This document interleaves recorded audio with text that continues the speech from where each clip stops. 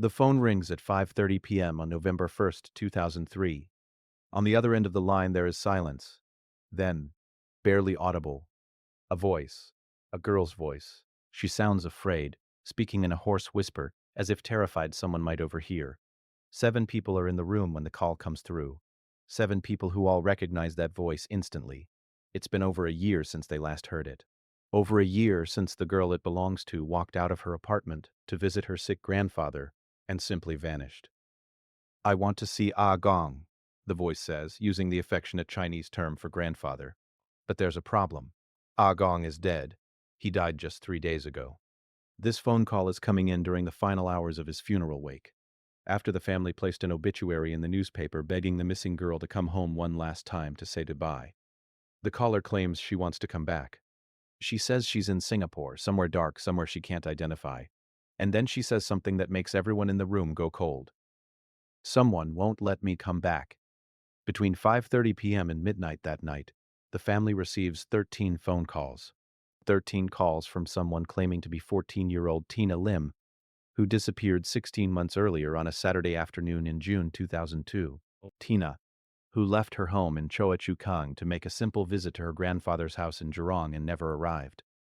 Tina, who vanished in one of the safest countries in the world, on a routine trip she'd made countless times before.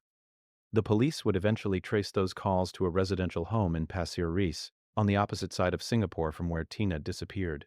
After interviewing the family living there, investigators concluded that Tina could not have made those calls from that location. The official explanation: they were hoaxes, cruel prank calls targeting a grieving family. But Tina's family refuses to believe it. They insist they know their daughter's voice. They insist that whoever was on that phone was terrified, desperate, and trying to tell them something. And more than 2 decades later, nobody has been able to definitively prove them wrong. So, what really happened to Tina Lim? Was she the victim of an abduction that has gone unsolved for over 20 years? Did those mysterious calls actually come from her, trapped somewhere she couldn't escape? Or is this case even darker than anyone imagined? These questions have haunted Singapore for more than 2 decades, and the answers, if they exist at all, remain buried somewhere in the silence. To understand what happened to Tina Lim, you first need to understand who she was. Not the missing person poster, not the case file, not the mysterious voice on those recorded phone calls. You need to understand the actual girl, the living, breathing 14-year-old who existed before she became one of Singapore's most haunting unsolved mysteries. Tina Lim Shin Ying was born in 1988, the eldest child of Lim Boon Ki. Her early childhood was marked by change and adaptation. Her parents divorced when she was young, and her father remarried, starting a new family that would eventually include 3 more children, 2 sons and a daughter. Despite the divorce and her father's remarriage, Tina remained under her father's care, living with him, her stepmother, and her half-siblings in their HDB flat at Block 462, Choa Chu Kang Avenue 4. Being the oldest child in a blended family comes with its own unique pressures. There's the navigation of relationships with step-parents and step-siblings, the adjustment to new family dynamics, the sometimes complicated feelings of being the only child from a first marriage while watching a new family unit form around you. But by all accounts, Tina adapted. She wasn't a troubled child. She wasn't rebellious or acting out. She was, by most descriptions, a regular teenager trying to find her place in the world. In 2002, Tina was a Secondary 2 student at Unity Secondary School, enrolled in the normal technical stream.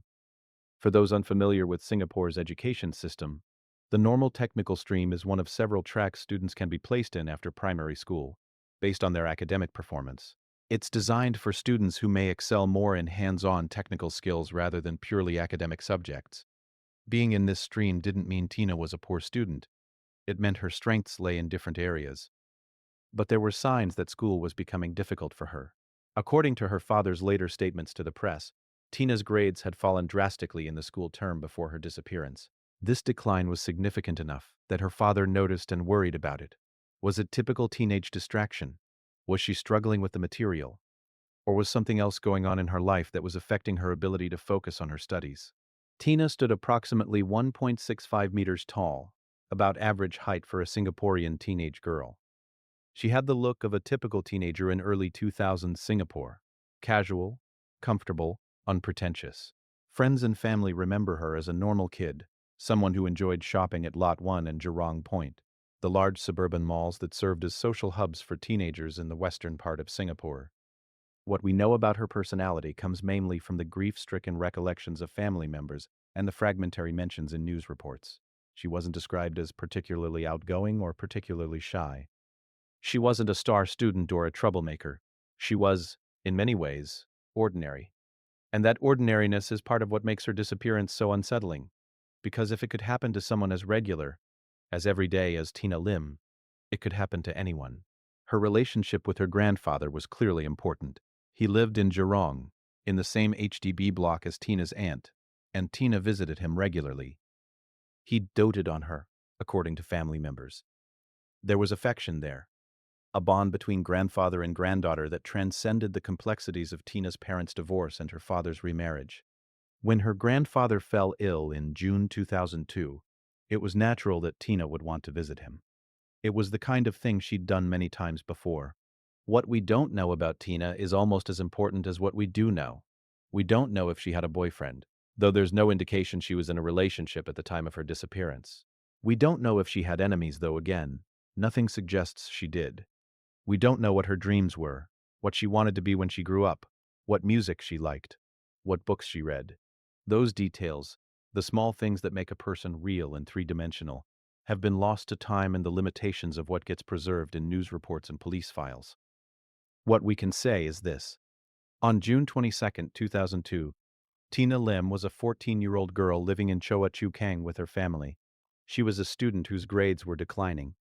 She had a grandfather she cared about who was sick, and she was about to make a decision that would turn her from a normal teenager into one of Singapore's most perplexing missing person cases. To fully grasp how shocking Tina's disappearance was, you need to understand Singapore in 2002. This wasn't some crime-ridden metropolis where people went missing regularly. This was Singapore, a city-state famous for its low crime rates, its strict laws, and its reputation as one of the safest places on earth. Singapore, in the early 2000s, was a place where parents felt comfortable letting their children take public buses alone, where people left their belongings on tables in hawker centers to reserve seats while they ordered food, confident no one would steal them, where violent crime was so rare that when it did happen, it made national headlines and sparked widespread shock. The country's harsh penalties for crimes, including caning for vandalism and the death penalty for drug trafficking, created a powerful deterrent effect. The crime rate in Singapore has consistently been among the lowest in the world. While exact statistics from 2002 are difficult to pinpoint, the overall trend has remained stable for decades. Singapore is safe. Murders are exceptionally rare. Kidnappings are almost unheard of. When children go missing, it's usually because they ran away and they're typically found within days, often just staying with friends or relatives.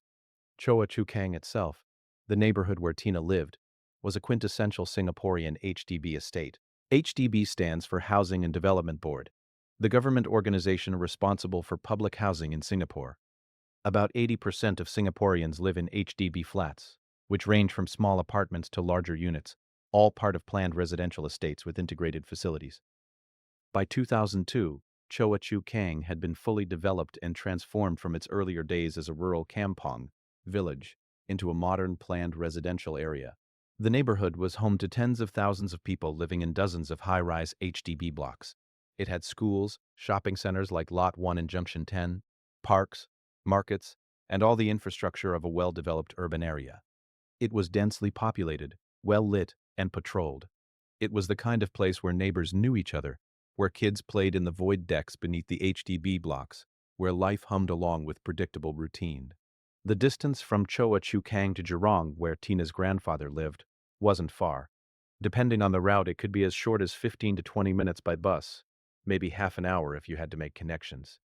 For a 14-year-old who had made the trip before, it was routine. Singapore's public transportation system, even in 2002, was efficient and safe. The MRT, mass rapid transit trains, and public buses ran on strict schedules. Surveillance cameras were becoming increasingly common, though not yet ubiquitous.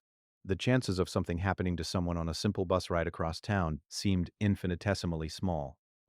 Yet here's what makes Singapore's reputation for safety both a comfort and a curse when someone does go missing. It creates complacency. When crime is so rare, people don't think about danger. Parents don't worry excessively about their children taking public transport. Teenagers don't feel the need to text constant updates about their whereabouts. The very safety that makes Singapore attractive also means that when something goes wrong, the systems in place to prevent it may not be as robust as they should be. In 2002, Singapore was also a society in transition. The country was recovering from the dot-com bust and the economic uncertainties of the late 1990s. The September 11th attacks in the United States the previous year had heightened security concerns globally, though Singapore itself remained largely untouched by the political violence affecting other parts of the world. Socially, Singapore in the early 2000s was becoming more connected through technology. Mobile phones were common. The internet was increasingly accessible, but social media as we know it today didn't exist yet. There was no Facebook, no Instagram, no way for a missing teenager's case to instantly go viral.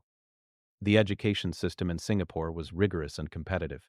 Students faced significant pressure to perform well academically, as their results determined their future educational and career paths. For students like Tina, who was in the normal technical stream, there could be additional pressures related to academic expectations and perceptions about different educational tracks. The stress on young people was real, even if it wasn't always acknowledged. This was the world Tina Lim inhabited, a world that felt safe, structured, and predictable. A world where taking a bus to visit your grandfather was so mundane it barely warranted a second thought. And it was in this world, on an ordinary Saturday afternoon in June, that Tina Lim stepped out of her apartment and into oblivion. June 2002 was a school holiday period in Singapore. The mid-year break, a time when students got a few weeks off between academic terms. For teenagers, it was a welcome respite from the demands of school, a chance to relax, see friends, and do the things normal teenagers do. For Tina, that June was shaping up to be relatively uneventful. She was home with her family at their Choa Chu Kang flat. The days had a lazy quality to them, the kind of aimlessness that comes with having nothing pressing to do but also nowhere particularly exciting to be. It was during times like these that boredom could set in, when the sameness of days at home started to feel stifling. We don't have a detailed account of how Tina spent the days leading up to June 22nd. The news reports from the time and the retrospective coverage of her case don't provide a minute-by-minute reconstruction of her activities in the days before she vanished. What we do know is that there were no dramatic events, no obvious red flags, no moments that in hindsight screamed, danger. Her grades had been falling, as her father noted. This decline had occurred in the school term before the June holidays, suggesting it had been going on for at least a few weeks, maybe longer. When asked about this, Tina's father speculated that maybe she had fallen into bad company. It's the kind of thing a worried parent says when trying to make sense of changes in their child's behavior. Maybe she was spending time with the wrong crowd. Maybe she was being influenced by peers who didn't prioritize school. Maybe there were social pressures or relationships he didn't know about. But falling grades are common among teenagers. They can be caused by a million things: difficulty with the material, problems at home, relationship drama, lack of motivation, mental health struggles, or simply the natural distractions of adolescence. Without more information, it's impossible to know what was behind Tina's academic decline. Was it a warning sign of something darker? Or was it just a normal teenage phase that would have corrected itself given time? Her grandfather had been sick. We don't know the exact nature of his illness, but it was serious enough that family members were encouraged to visit him. He lived in Jurong, specifically in the same HDB block as Tina's aunt, which meant there would be someone there to help care for him. The fact that he was ill but still living at home suggests his condition, while concerning, wasn't so severe that he required hospitalization. He was elderly. He would pass away more than a year later in October 2003, but in June 2002, he was still alive, still able to receive visitors, still the grandfather Tina cared about. On the morning of June 22nd, 2002, Tina was at home. It was a Saturday, the weekend, a day with no particular structure or obligations. According to news reports, Tina was bored. It's significant. She was bored. The kind of restless boredom teenagers feel when they have nothing to do and nowhere to be. Her father, Lim Boon Ki, noticed her aimlessness and suggested she visit her grandfather. It was the kind of suggestion a parent makes to give their child something to do, to get them out of the house, and to fulfill a family obligation at the same time. Before leaving, Tina called her aunt to make sure someone would be home. This detail is crucial. It shows she was planning, that she was being responsible.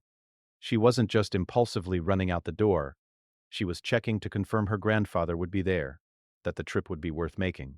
Her aunt confirmed that someone would be at the flat. Everything was set. Tina's father told her he would pick her up the next day, on Sunday. The plan was for Tina to spend the night at her grandfather's place, maybe visit a bit, help out if needed, and then her father would come get her the following day.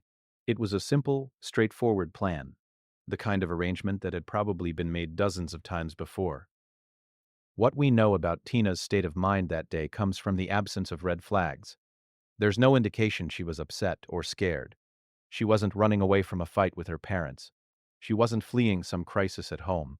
She was simply a bored teenager being sent by her father to visit her sick grandfather, a task that probably felt more like an obligation than an adventure but wasn't unwelcome either. She prepared to leave. She got dressed in casual clothes, a t-shirt, shorts, and slippers. This is important. Slippers, in Singapore, are the flip-flops people wear casually, not suitable for long journeys or extended periods away from home. If Tina had been planning to run away, to disappear permanently, would she have worn slippers? Would she have dressed so casually? She packed a blue and white haversack. Again, we don't know exactly what was in it, but given that she was planning to spend just one night away, it likely contained minimal items, maybe a change of clothes, toiletries, perhaps a book or something to keep her occupied. Nothing that suggested she was planning to be gone for an extended period. She had less than 50 Singapore dollars in her wallet. Some reports say it was as little as $10. Either way, it wasn't much money. Certainly not enough to fund a prolonged disappearance or survival on your own. For a 14-year-old in Singapore in 2002, $50 might cover a few days of meals at most, assuming you were eating at hawker centers and not splurging. It wasn't nothing, but it wasn't enough to start a new life. Crucially, she didn't take her passport. In Singapore, passports are essential for leaving the country. Without a passport, you can't board a plane or take a ferry to Malaysia or Indonesia. The fact that her passport remained at home is one of the strongest pieces of evidence that Tina didn't plan to leave Singapore, let alone permanently disappear. Everything about her preparation suggested a routine overnight visit. Nothing more, nothing less. At approximately 4:15 p.m. on Saturday, June 22, 2002, Tina Lim left her family's HDB flat at Block 462, Choa Chu Kang Avenue 4. This is the last time her father saw her. This is the last confirmed moment of her existence as a free person. The timing is specific, 4:15 p.m. In Singapore, June is warm but not unbearably hot, with temperatures typically in the high 20s to low 30s Celsius. At 4:15 p.m., the worst heat of the day would have passed, making it a reasonable time to head out. The sun would still be up. Sunset in Singapore in June doesn't occur until around 7 p.m., so Tina would be traveling in daylight. She left her flat dressed in her t-shirt, shorts, and slippers, carrying her blue and white haversack with her minimal belongings. She would have taken the lift down from her floor, crossed the void deck at the base of the HDB block, and walked out into the neighborhood. From there, she needed to make her way to her grandfather's home in Jurong. The exact route Tina took has never been definitively established. This is one of the great unknowns of her case. Did she walk to the nearest bus stop and wait for a bus to Jurong? Did she take a different form of transport? Did she even leave Choa Chu Kang at all? Choa Chu Kang has several bus services that connect to other parts of Singapore, including Jurong. In 2002, depending on where exactly her grandfather lived in Jurong, Tina might have had several route options. She could have taken a direct bus that would get her close to her destination, or she might have needed to make a transfer, taking one bus to an interchange and then another to her final stop. But here's what we know for certain. Tina never arrived at her grandfather's house. That evening, Tina's aunt called Lim Boon Ki to let him know that Tina hadn't shown up. This detail is telling. The aunt was expecting Tina. She was waiting for her to arrive. When Tina didn't appear, the aunt was concerned enough to call Tina's father. How long did she wait before making that call? An hour? 2 hours? The news reports don't specify, but it suggests that by early evening, certainly by nightfall, Tina's absence was noticed and alarming. Lim immediately began calling relatives and friends. Had anyone seen Tina? Did anyone know where she was? The answer from everyone was no. Nobody had heard from her. Nobody had seen her since she left home that afternoon. He called Tina's school, Unity Secondary School, though since it was the weekend and school holidays, it's unclear what he hoped to learn there. Perhaps he thought a teacher or school administrator might have information about Tina's friends, someone she might be with, and then he called the police. The police response to a missing 14-year-old in Singapore would typically be taken seriously, especially when the circumstances didn't suggest a simple case of a teenager acting out or deliberately staying away from home. Tina wasn't known to be rebellious. She had a reasonable relationship with her family. She'd left with minimal belongings and money. There was no clear motive for her to run away.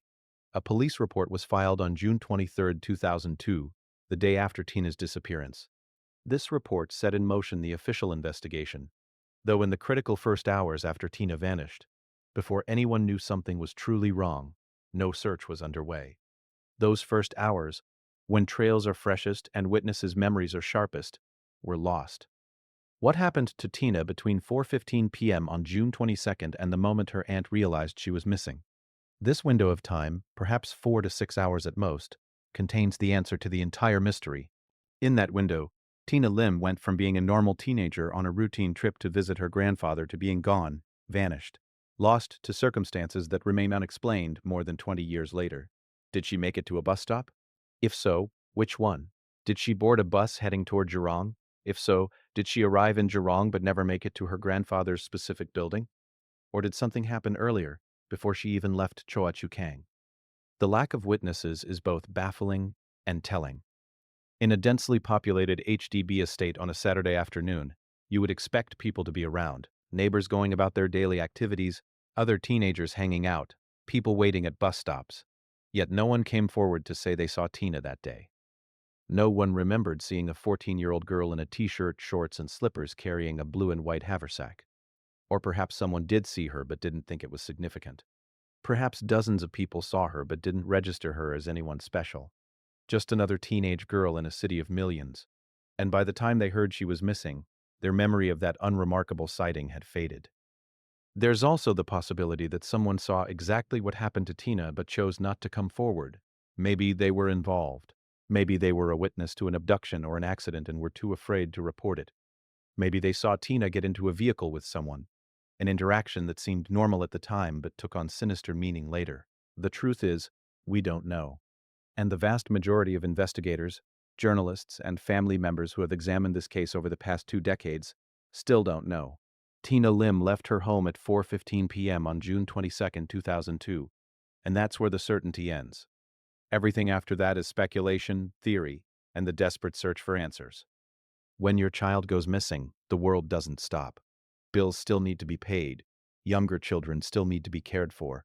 Life continues its relentless march forward, even as your own existence has fractured into a before and after. For Lim Boon Ki, the days after Tina's disappearance were consumed by a singular, desperate mission: find his daughter. In the immediate aftermath, Lim did what any frantic parent would do.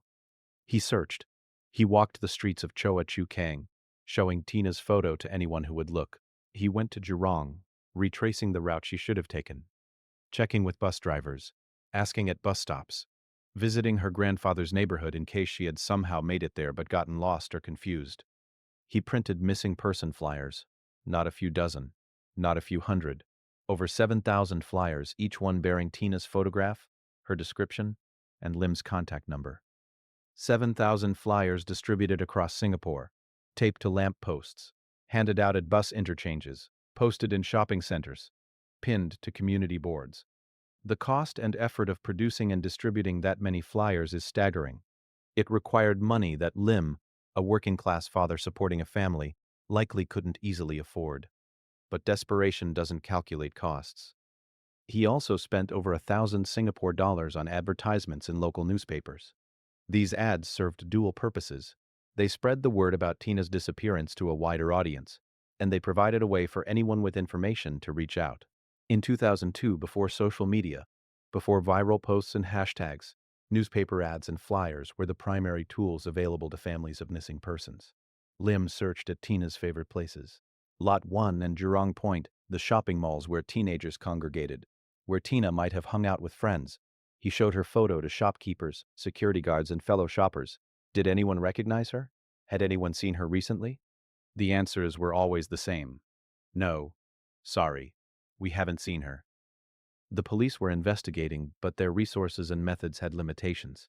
In missing person cases, especially those involving teenagers, there's often an initial assumption that the person left voluntarily and will return on their own. While the evidence in Tina's case, the minimal money, the lack of extra clothes, the passport left at home, suggested she hadn't planned to disappear, investigators still had to consider the possibility that she'd run away, perhaps meeting up with friends or a boyfriend her family didn't know about. As days turned into weeks and then months, the reality began to set in. Tina wasn't coming home on her own. If she was out there, something or someone was preventing her from returning. And with each passing day, the likelihood of finding her alive diminished. Lim received phone calls. Lots of them. This is both the hope and the torment of distributing thousands of flyers with your personal phone number on them. Some calls were from well-meaning people who thought they might have seen Tina but couldn't be sure. These led to dead ends, cases of mistaken identity, or sightings that couldn't be verified. Other calls were worse. Pranks. Cruel, heartless pranks from people who found entertainment in tormenting a desperate father. Some callers claimed Tina had been in an accident.